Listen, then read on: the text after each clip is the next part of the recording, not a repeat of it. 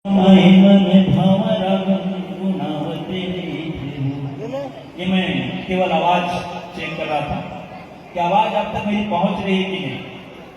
पहुंच रही है तो सब लोग, क्योंकि इस समाज का सबसे छोटा बेटा कोई बहुत बड़ा नेता नहीं, दादा हीरा सिंह मरकाम का सबसे छोटा बेटा, सबसे कम पढ़ा लिखा, लगभग तीसरी क्लास तक पढ़ा हूं।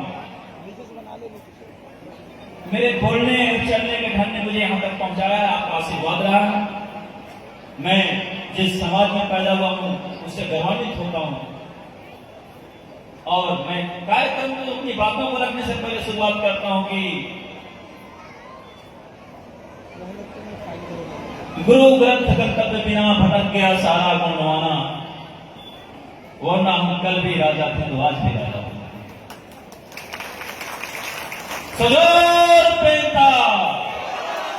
वो आखिर तक जहां तक मेरी आवाज जिनको लगता है कि मैं देख नहीं पाता हूं, दादा हीरा सिंह मरकाम का बेटा 30 सालों तक दादा हीरा सिंह मरकाम के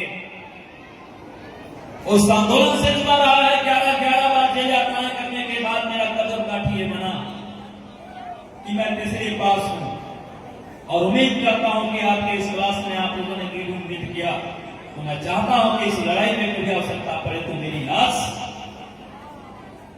रंगीन हो, कलरफुल हो, फांसी से लटकता मिले, गोलों से छलनी हो और तब कहीं ये जीवन पूरा हो कि मैं इस समाज में, जिस समाज का उत्पीड़न रोज होता रहा है, उस समाज में लड़ाकू बेटा के रूप में मैंने पैदा किया। मैं इस मंच के सबसे पहले इस मंच को जिसने इस कार्यक्रम का आयोजित किया है, सबसे छोटा बेटा, सबसे कमजोर बेटा क्या दे सकता है? आपके दिए आपको खाए को देता है। गोंडवाना गणतंत्र पार्टी और किराम कमांडो सरगुजा की ओर से मैं इस गोंडवाना महासभा नैनपुर को 11,000 रुपया का सहभागिता इस कार्यक्रम के लिए सम्मानित करता हूं।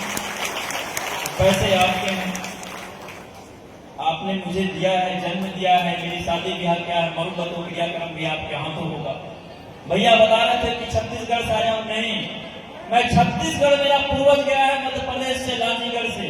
मैं जनाब सिंह केराम हूं, करम तपेश्वर सिंह केराम के वंशज का कोई शख्स होऊंगा। जब बड़ी होगी पूर्वी और जब तब यहां से निकला होगा मेरा परिवार, उन अंशों को, उन पूंजियों को बचाने के लिए उसने अपनी मातृभाषा गोंडी को भी छोड़ा होगा, अपनी पहचान छुपाई होगी, सभी बाप को बाप बोला होगा। अब ये जो पूंजी आज जो बचा है गोंडवाना का, ये कई चीजों के लिए संघर्ष कर रहा। साथियों, मैं पूरे सरगुजा की ओर से, मेरे इस आंदोलन की ओर से आप सबको फिर से सेवा जोहार करता हूं। इस मंच में उपस्थित आज के इस कार्यक्रम की अध्यक्षता कर रहे मरावी जी, देव सिंह मरावी जी, सरपंच गौड़ी, यहाँ पे लिखा हुआ है, मैं पहले गौड़ी पढ़ता था एक जगह। गौड़ी का मतलब बताते थे लोग कि गो मतलब गोलाकार, अंडकार, पृथ्वी, अड़ी मतलब रुकी है, पुणे मतलब सत्यता, जिस सत्य के दम पे पूरी पृथ्वी टिकी है वो गौड़ी है, वो गौड़ी धर्म है। ऐसा मैंने बहुत पहले अपने बुजुर्गों से सुन रखा था। तो मैं अध्यक्ष महोदय को भी इस मंच में सादर सेवा जोहार करता हूं। हमारे भी तमाम अतिथियों में समीक्षा चली गई क्या? अच्छा बैठी, समीक्षा बैठी है, हो गया। समीक्षा आई थी, मेरे पूरे सब्जेक्ट पूछने लगभग कह दिया छोटी छोटी बातों में। तो मैंने कहा कि जब मेरी बारी आएगी तो अपना मैं विषय वस्तु बदलूंगा।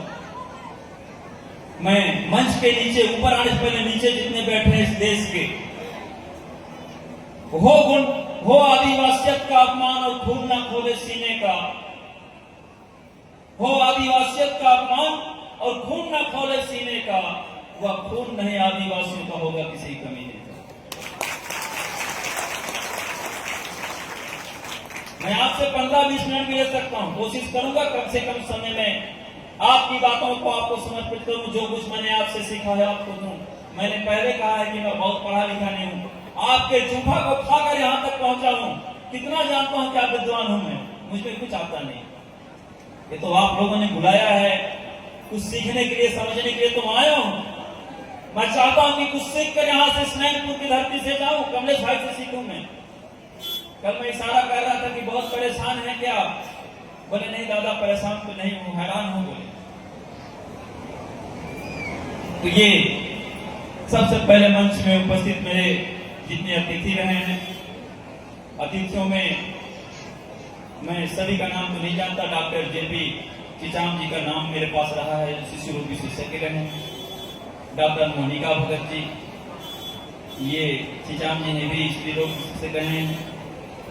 हमारे बीच में सयाम साहब चले गए किसी कार्यक्रम में, बोले पिंडरती या पंडरती कहीं जाना था उन्हें। पूर्व विधायक मंडला राज्य मंत्री रहे उन तमाम, और हमारे बीच में ऋतु प्रधान जी मेरे साथ चलकर रहे हैं। लोगों को ये लगता है कि ऋतु प्रधान से बहुत हमारी बनती होगी तो साथ में चलता हूं, ऐसा भी नहीं है, बिल्कुल नहीं चलते। इसलिए हम साथ में चलते हैं क्योंकि एक दूसरे के कार्यों की समीक्षा किया जाता है। जहां मैं गलत करता हूं तत्काल टोका टाकी रहता है। मित्र ऐसे ही होना चाहिए, साथी ऐसा होना चाहिए आंदोलन में।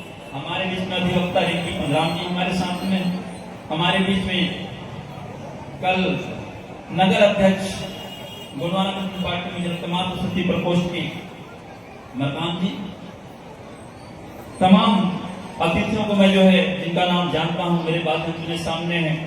सामने पुलिस प्रशासन के आईबी के लोग होंगे, सिविल ड्रेस में होंगे। आप अक्सर सरकार को पता नहीं क्या लिखते हैं। मेरा आग्रह है कि मैं जो बोलूं उसको वैसे लिख के भेजा करो। आप लोगों की सादर सेवा जवाहर तमाम पुलिस कर्मियों को जो अपने सुबह से शाम तक इस बारिश के मौसम में इस आंदोलन को, हमारे इस समारोह को पूर्णता वांछित उद्देश्यों तक पहुंचाने के लिए आप हमारे साथ में अपनी ड्यूटी पे खड़े हैं। मैं आप सभी का सहयोग भी चाहता हूँ रैली का, और सभी मंच को सादर सेवा जवाहर करते हुए मैं अपनी बातों का आगे लेकर बढ़ाता हूँ। साथियों, देशज अंतर्राष्ट्रीय देशज दिवस पर बहुत चर्चाएं हुई होंगी। इसकी आवश्यकता क्यों पड़ी?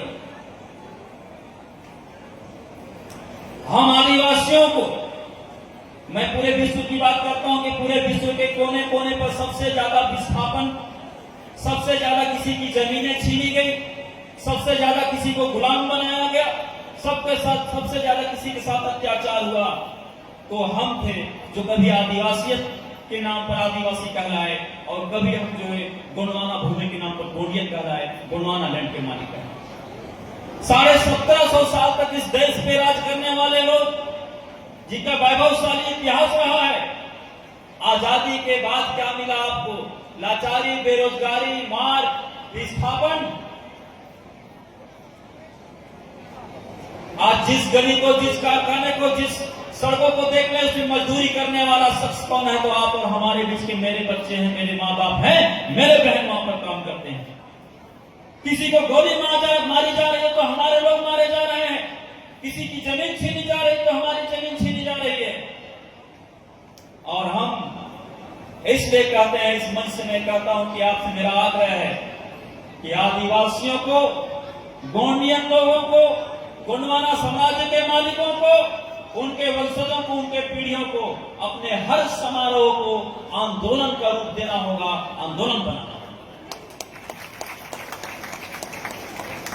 जिस तत्परता से, जिस तन्मयता से, जिस एकाग्रता से, जिस लय में, जिन वाद्ययंत्रों के साथ हम एक साथ नाचते हैं, गाते हैं, एक लय में थिरकते हैं, मैं चाहता हूं कि इन्हीं वाद्ययंत्रों के साथ, इन्हीं बाजा गाजा के साथ आप अपने मान सम्मान, स्वाभिमान, जल जंगल जमीन को बचाने की लड़ाई आदि सड़कों के उतर के करें। पूरे देश में आज विश्व आदिवासी दिवस मनाए जा रहे हैं। एक एक सड़क आज जाम है,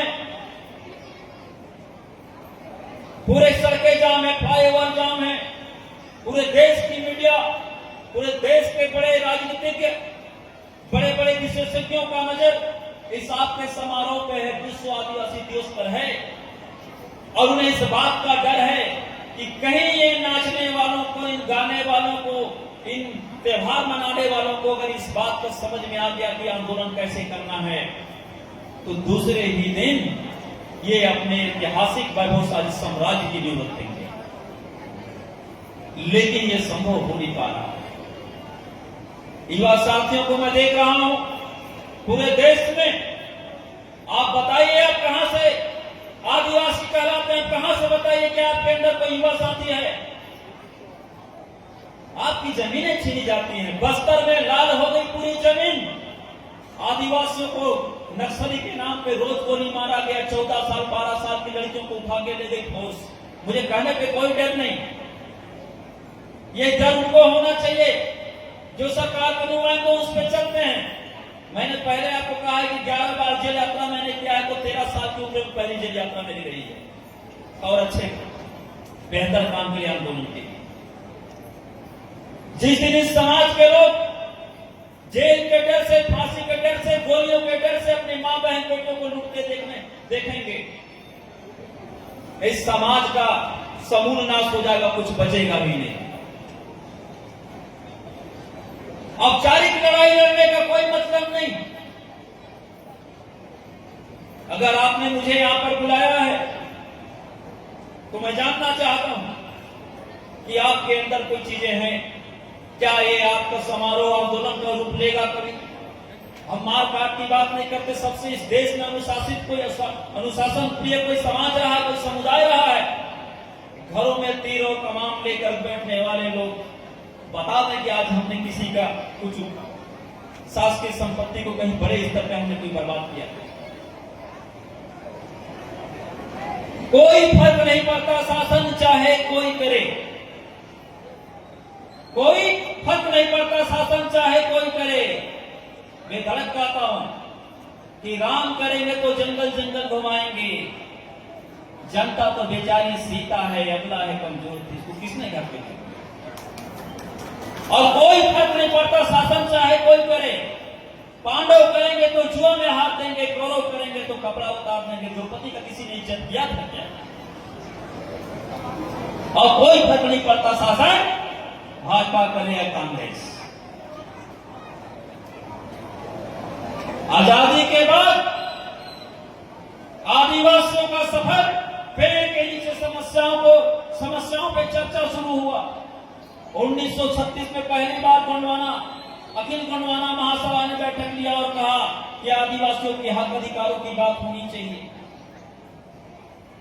और तब से लेके आज तक, पेड़ के नीचे से लेके आज तक हम टेंट तक आ गए हैं। हमारी समस्याएं जस की तस बनी हुई हैं।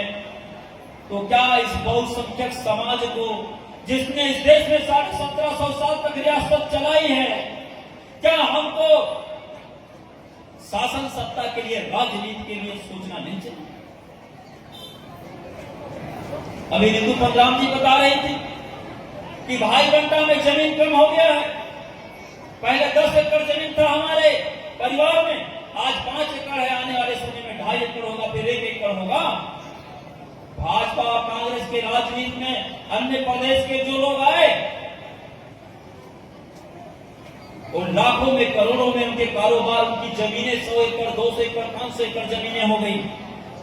जो जंगल काट के बसा, जो खेती करके आया, जो पहाड़ों को बांध बना डाला, जिसने नदी का मुंह मोड़ दिया, वो समाज आज रोजगार की तलाश में शहर शहर भटक रहा है। न्याय की तलाश में शासकीय कार्यालयों के चक्कर काट रहे हैं। IBA के लोग हमको बताएं कि सरकारें आजादी के बाद आदिवासियों को ठगने के अलावा कुछ नहीं किया। हमने बहुत आंदोलन किया तो आपने धर्मशाला दे दिया, हमने बहुत आंदोलन किया तो आपने हमें एक चौक दे दिया, एक चौराहा दे दिया, और हमारे विकास के रास्तों को आपने अवरुद्ध कर दिया। और दिया भी तो क्या दिया? शराब का छूट।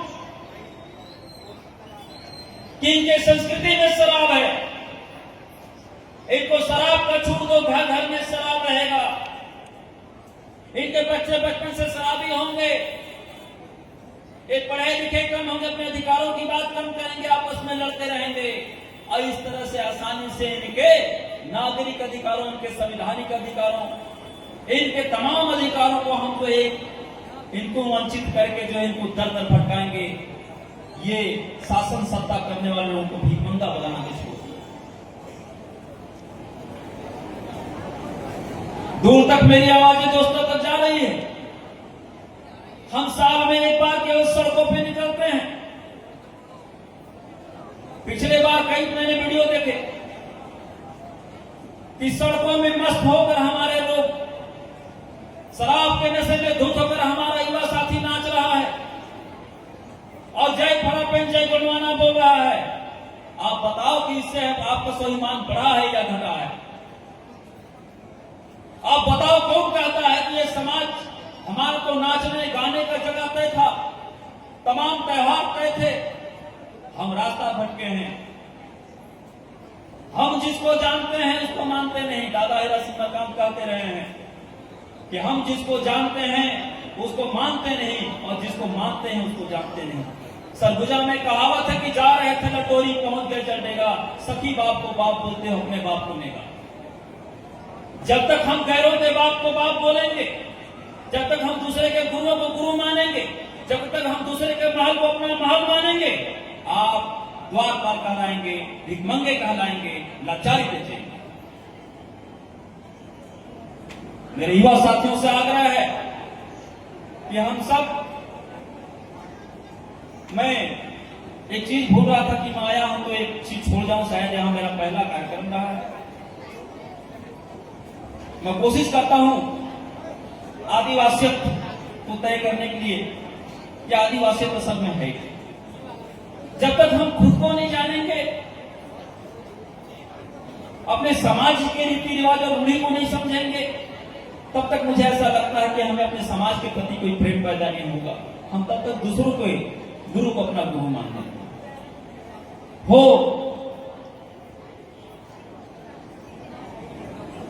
इस साइड में मैं एक और जानना चाह रहा था कि हमारे साइड में रीति रिवाज है, पता नहीं मंडला में है या नहीं।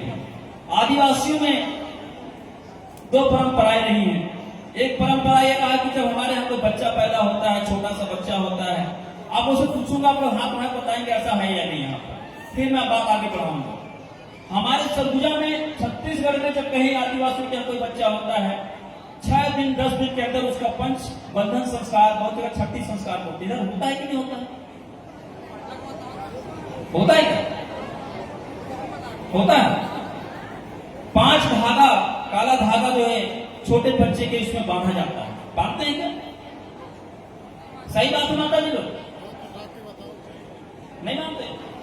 देखो ये है नहीं, पर मैंने इसको खोजा कि आखिर है क्या चीजें। हमने जनेऊ पहन लिया बहुत जगह, पर बहुत पूरे भारत में बीच में सर्व आदिवासी समाज ने कहा था कि एक तीर एक कमान आदिवासी एक समान। मैंने कहा था नहीं है। पूरे देश के आदिवासियों की सांस्कृतिक विरासतें आदि, पूरे नदियां अलग अलग हैं, अंतर मिलेगा। 12-12 कोस में बोली बदल जाता है, पानी बदल जाता है। सरगुजा में सिस्टम में रहा है कि हमारे यहाँ जब कोई बच्चा होता है तो 6वें और 10वें दिन में छठी संस्कार जैसा चीजें पुनेम करते हैं और 5 धागों का हम कमर में बच्चे को बांधते हैं, धागा 5 काला धागा। और वो जब बांधते हैं तो माँ बांधती है, महिलाएं माँ तो सत्या बांधती हैं, और पहला धागा बांधती है तो आशीर्वाद देते हैं कि जा बेटा। ये शरीर कितने तत्वों से बना है? 5 तत्वों से, और 5 तत्वों के नाम पर 5 धागा बांधा जाता है। पहला धागा बांधते हैं, जा बेटा हमेशा सच बोलना, सच के सिवा कभी झूठ नहीं बोलना, पहला धागा बांधते हैं। दूसरा धागा बांधते हैं कि जा बेटा या बेटी आजीवन अपने माता पिता की सेवा करना, क्योंकि पिता ने बीज के रूप में माँ के कोख में तुझे बोया है। माँ ने 9 महीना पेट में तुमको रख के जन्म देकर तुम्हारा पालन पोषण करेंगे, तुम्हें जिंदगी जीना सिखाएंगे। तो आजीवन अपने माता पिता की सेवा करना है। दूसरा धागा बांधा। तीसरा धागा बांधा जाता है कि ये समाज आज तुम्हारा छठी कर रहा है, यही समाज जब तुम बड़े हो जाओगे तो तुम्हारा शादी ब्याह करेगा, यही समाज जब तुम मरोगे तो तुम्हारा क्रियाकर्म करेगा। तो 3 तरह का जो है कर्जा इस समाज को तुम्हारे सब पे है। तो जब कभी ये समाज दिशा इस समाज का दाएं बाएं होगा या दिशा चेंज होगा, दिशा भ्रमित होगा, ये समाज पे कोई संकट आएगा, समाज पे कोई आक्षेप आएगा, समाज पर कोई कलंक आएगा, तो बेटा निस्वार्थ भाव से समाज की सेवा करना। तीसरा धागा बांधता है। चौथा धागा बांधता है तो कहता है कि मातृ शक्तियों को, नारी शक्ति को मातृ शक्ति का सम्मान देना है। कोई लड़की छोटी है तो बेटी है, तुम्हारे बराबर है तो बहन है, बड़ी है तो माँ है। जिन घरों पे मातृ शक्तियों को नारी शक्ति को मातृशक्ति का सम्मान मिलता है, वहां सन सुन्नत और तमाम तरह के धन संपत्ति वहां जाते हैं। बोले ये चौथा धागा मानते हैं। पांचवा धागा ये रहता है कि जा बेटा हमेशा नशा मुक्त रहना, तुझमें शराब का नशा ना हो, तुझमें गांजे का नशा ना हो, तुझमें पैसे का नशा ना हो, तुझमें जो है किसी ताकत का नशा ना हो, ज्ञान का नशा ना हो, अहम ना हो, घमंड ना हो, तू सहज और सरल बने रहना, ये तेरे गुण होंगे। ये 5 धागे बांधे हैं। और मैंने कहा कि मेरी मां का पहनाया हुआ आज भी पहनता हूं। इतने दिनों में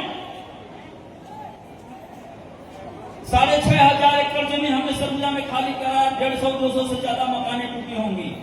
तो क्या शत्रु तंत्र मंत्र यंत्र लाठी डंडा सब प्रयोग नहीं किया?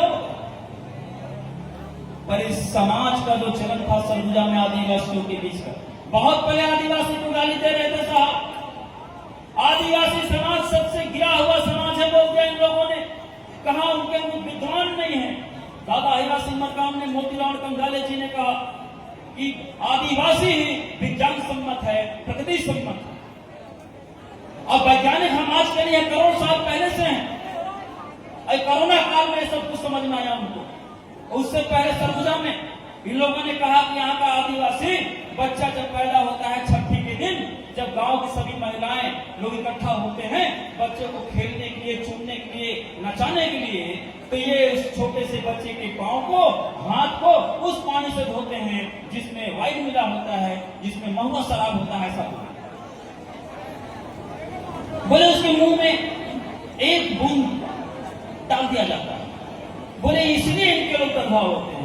अभी जब कोरोना काल आया तो 70% वाला एल्कोहल खोज गए थे, सैनिटाइज हो गए। आप बताइए वैज्ञानिक वो है? मेरे समाज के लोगों ने उस समय भी, ये तो अंग्रेजों की करतूत है, जिनको ना गोंडी भाषा आता था, ना हिंदी आता था, ना हलवा आता था, ना उड़िया आता था। जब महामारी पूरे देश में फैल गया और सबसे ज्यादा शहर के लोग मारे गए, आदिवासियों के यहां मरने का जो स्तर था, मौत का जो स्तर था, जो ग्राफ था, बहुत कम था। तो अंग्रेजी शासन ने कहा पता करो जिस बीमारी में हैजा कालरा जैसे बीमारी में आदिवासियों के बीच मौतों का आंकड़ा कम है, ऐसा क्यों? अंग्रेज चले गए, गांव के बाहर खड़े होकर देख रहे हैं 25 आदिवासी बैठे हैं, चोरकी लेके बैठे हुए हैं। बोले कि थोड़ा थोड़ा पी रहे, इसने लिखा कि ये वाइन पी रहे हैं, शराब पीते हैं, इसीलिए इनका इम्यूनिटी सिस्टम बनाना पड़ता है। ऐसा नहीं था, शराब नहीं पीते थे हमारे लोग। जब कोई अत्यधिक बीमार रहता था उसके इलाज में दवा तेजी से काम करे इसलिए शराब का कुछ मात्रा उसमें मिलाया जाता था। और ये जब उस वैद्य राज पीते हुए साथ बैठ उस दवाई को पीते थे, अंग्रेजों ने लिखा कि शराब इनके परिचलन में है। और तब से लेके आज तक के जितनी सरकारें हैं, ये अंधे गूंगे लंगड़ों की सरकार, हमको शिक्षा का छूट देना था, इन लोगों ने हमको जो है शराब का छूट दिया। मेरा तो निवेदन है, आग्रह है मेरे युवा साथियों से कि मेरी बात आपको कड़ी हुई थोड़ी गलत लगती होगी, लेकिन सड़कों में पीकर नाचना कहां पर उपयुक्त है मुझे आप बता दें। इसका पीने का जगह तय होगा, कितना पीना है, क्यों पीना है, किस क्वांटिटी का पीना है, पर्दा कितना होना चाहिए, इसकी आवश्यकता क्यों है। आप एक थाली खाना खाते हैं बहुत अच्छा पचता है, मैं 2 थाली खाना खा लूंगा, पचेगा क्या? जिन युवाओं से गोंडवाना आंदोलन को, जिन युवाओं से हमारा उम्मीद है कि आप इस देश के तमाम समस्याओं को खत्म करने की क्षमता रखते हैं, लड़ने की क्षमता रखते हैं, समाज को दिशा देने की क्षमता रखते हैं। बल्कि बेटियां मेरी पढ़ी हुई हैं, इस समाज की बेटियां जागरूक हुई हैं। मैं बेटों से उम्मीद करता हूं कि जितने बेटे हैं मेरे भाई हैं, वो थोड़ी सी अगर पढ़ाई नहीं देखी हो तो हम संस्कारित तो हो जाए। हम सड़कों पे चले तो लगे कि अनुशासन में चलते हैं। आज भी आपका जो आंदोलन है वो अच्छा आंदोलन होना चाहिए। हम किसी से बिना लड़े, बिना झगड़े भी इस रैली को करके मैसेज दे सकते हैं। पूरे देश की निगाह आपके इस आंदोलन पर है। साथियों, 3 तरह के लोग कभी क्रांति नहीं कर सकते। जिनके अंदर 3 तरह की चीजें हैं, जिन युवाओं पर 3 चीजें हैं, भूख, भय और भ्रष्टाचार। ये दूसरी चीज मैं नोट कराऊंगा। यदि आपके अंदर भूख है कुर्सी पे बैठने का, माला पहनने का, बड़े नेता बनने का, अलग संगठन बनाने का, यदि ये भूख आप में है तो आप कभी क्रांति नहीं कर सकते। आप अलग थल रख के घूमेंगे। यदि आपके अंदर भय है कि मैं आंदोलन और क्रांति करूंगा तो जेल जाना पड़ेगा, यदि मैं चोर को चोर बोला तो लोग विरोध करेंगे, मैंने गलत को गलत कहा तो लोग विरोध करेंगे, और यदि आप में मुंह देख करके कुर्सी देने की अगर आपकी आदत है, भ्रष्टाचार है, आप में भय है, कई तरह का भय समाया है, तो भी आप क्रांति नहीं कर सकते। और भ्रष्टाचार में वैचारिक भ्रष्टाचार की बात कर रहा हूं, यदि आपके अंदर में मेरे शत्रु संगठनों का भी तारीफ करने का यदि विचार है, मुझे भी माला पहनाने का विचार है, आप उसके भी हो जो आपको लूटता है, उसके भी हो जो आपको बचाता है, आप उसके भी साथ खाना खाते हैं जो आपको बरसों से छला है, और उसको भी पगड़ी पहनाते हो जो आपको बरसों से लूटा है, और हमारे साथ खड़े होकर आंदोलन का ढोंग करते हैं, तो आपके चिंतन में, आपके व्यवहार में, आपके कथन में, आपके मिशन में भ्रष्टाचार है। ऐसा व्यक्ति भी क्रांति नहीं कर सकता। इसलिए युवा साथी जो है भूख, भय और भ्रष्टाचार को त्याग करें। आंधियों से आंख मिलाओ, आंधियों से आंख मिलाओ, सैलाबों पे वार करो, मल्लाहों का चक्कर छोड़ो, मल्लाहों का चक्कर छोड़ो और तय कर दरिया पार करो। हम दूसरे के भरोसे काम करते हैं। जब तक हम खुद का महल ना बना लें, जब तक हमारा खुद का जो है सत्ता तक हमारे पहुंचने के रास्ते तय ना हो जाए, ये आपका सजना सवरना निकलना, आज तो हम थोड़ा बहुत सुरक्षित दिखते भी हैं। अन्य लोग कहते हैं कि हम उनको गाली देते हैं, इस मंच से नहीं देते हैं, पर एक ऐसे लोग जो ये कहते हैं कि आदिवासी समाज आज भी पिछड़ा है, इसको आगे बढ़ने की आवश्यकता है, तो मैं उन लोगों से चाहता हूं, ऐसे समाज के, अन्य समाज के लोगों से भी चाहता हूं कि वो हमको रास्ता दें आगे बढ़ने का। हमारा रास्ता रोका किसने?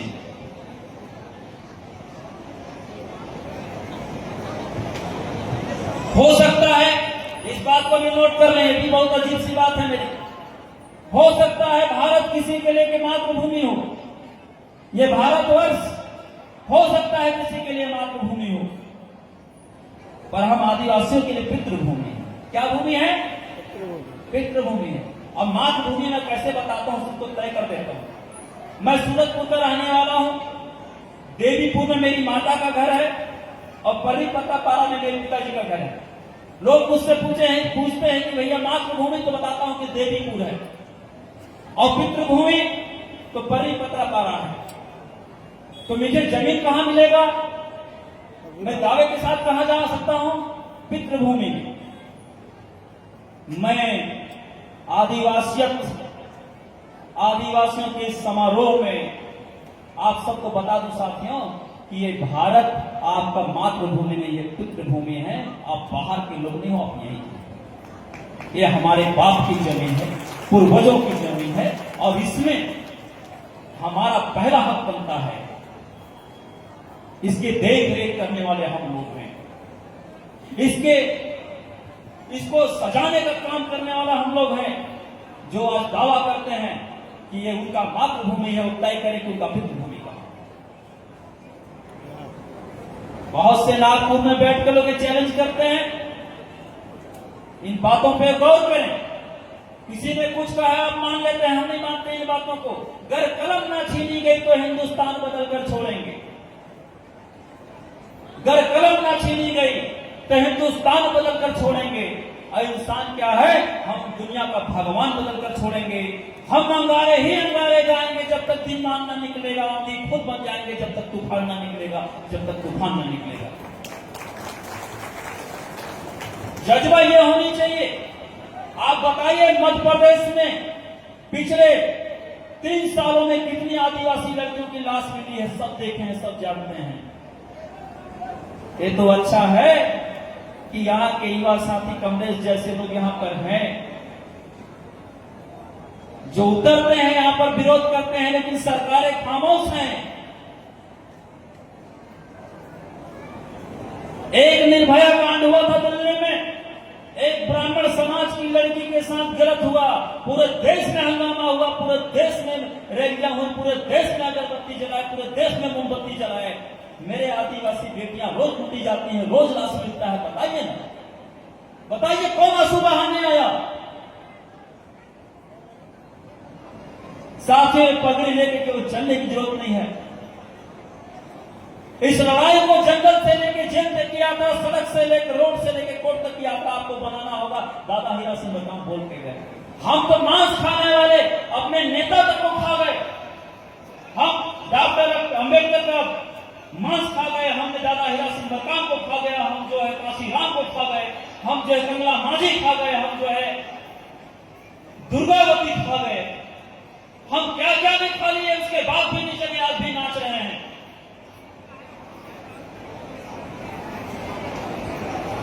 इस देश के जवानों, इस देश की प्रतिभा के लोग, इस देश के वो लोग जिस देश में 1750 साल तक राज करने वाले, उसके वंशज मेरे युवा साथियों, मेरे बहनें, मेरे भाई, मेरा आपसे आग्रह है कि यदि आप गोंडवाना के खून है, आप आदिवासी कहते हैं खुद को, तो भूख भय भ्रष्टाचार आज आपको त्यागना होगा। शपथ ये लेना होगा कि ये लड़ाई आपकी जो है जल जंगल जमीन को बचाने की है।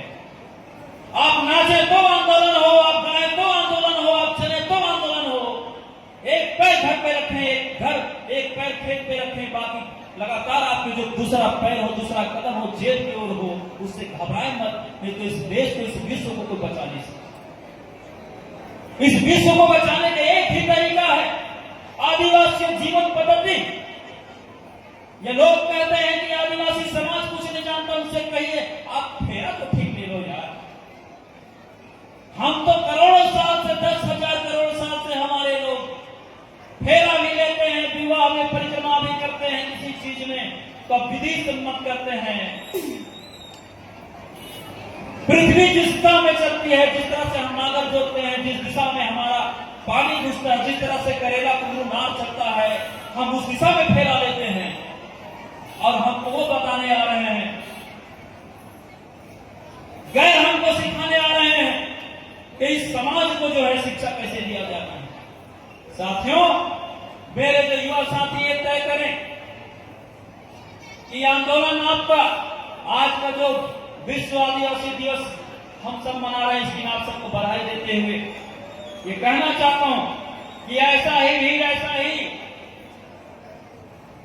एकत्रित होना, इस तरह से ही एक साथ खड़ा होना आप सीखें, एक ताल में खड़ा होना सीखें। जब कभी हमारे ऊपर कोई बात आता है, कोई सोशल अत्याचार होता है, आपका एक एक रुपया अगर आप रख दें तो तमाम संसाधन एक दिन में आ जाएंगे, जिसके लिए आप लड़ना चाहते हैं, जिस उद्देश्यों के लिए आप लड़ना चाहते हैं। एक एक कदम यदि आप बढ़ा दें, यहां से दिल्ली तक की निगाह है। आज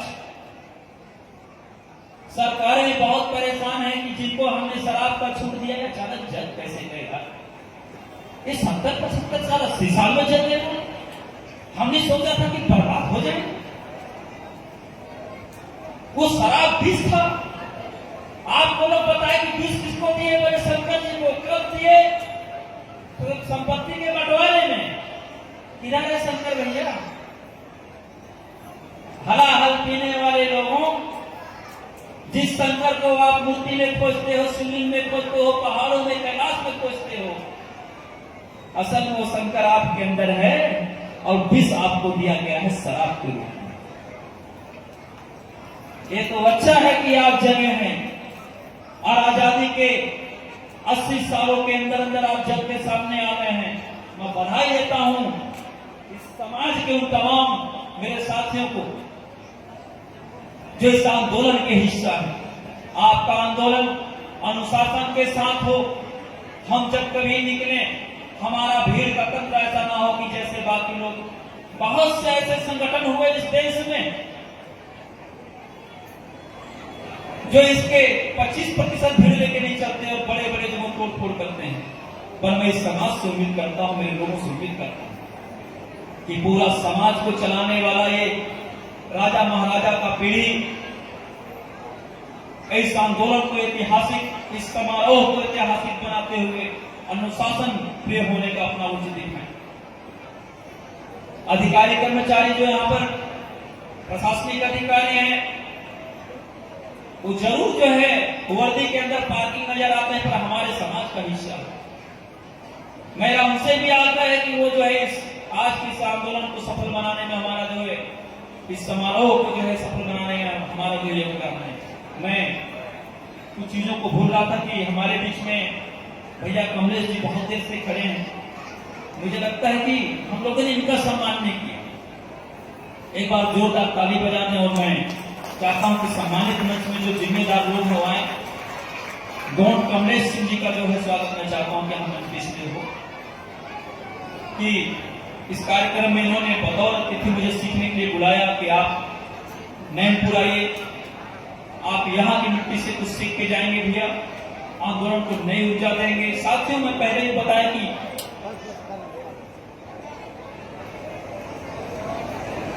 लगभग सभी बातें मैंने संक्षिप्त में आपसे कहा है। समय हो चला है रैलियों का। साथियों, फिर कभी हमारी मुलाकात होगी तो विस्तृत इस पर चर्चा हो। आज मैं एक बार फिर से इस मंच की ओर से आप सभी को अंतर्राष्ट्रीय देशज दिवस के अवसर पर बधाई देता हूं। आप मान सम्मान स्वाभिमान जन जन जमीन की इस लड़ाई को सदैव लड़ते हैं। आपके माथे पर